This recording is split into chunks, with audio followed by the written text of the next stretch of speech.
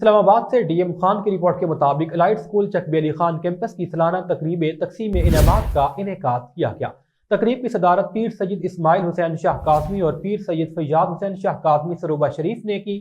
پیرزادہ عثمان عثمانی روپڑ شریف، پیر قاضی قمر الدین چشتی نظامی، Chaudhry Shiraz, doctor Ahmad Zia Rajput اور منج راجپوت الپیال قبیلہ کے ممبران چودھری ظفر، چودھری عدنان، چودھری نعمان، سید توقیر حسین شاہ، چودھری رضوان اور فخر پنڈی گھیب اٹک، سردار احمد خان سمیت علاقہ بھر کے معززین بڑی تعداد میں شریک تھے۔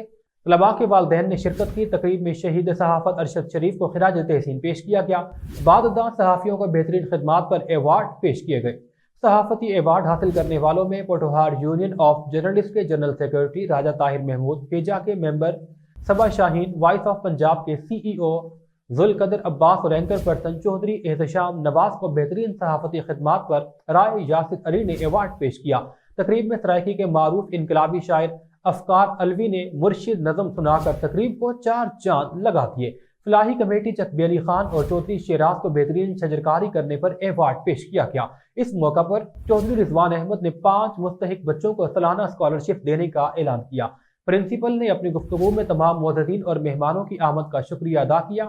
پوزیشن ہولڈرز کو مبارکباد پیش کی۔ ڈائریکٹر الائٹ اسکول رائے یاسر علی نے اپنے خیالات کا اظہار کرتے ہوئے ٹیم اور اسکول اسٹاف کو خراج تحسین پیش کیا۔ انہوں نے اگلے سال چکبی علی خان کی سطح پر کالج اور آرٹیفیشل انٹیلیجنس سینٹر بنانے کا بھی اعلان کیا۔ آخر میں مہمانوں کے لیے بہترین عشائیے کا بھی اہتمام تھا۔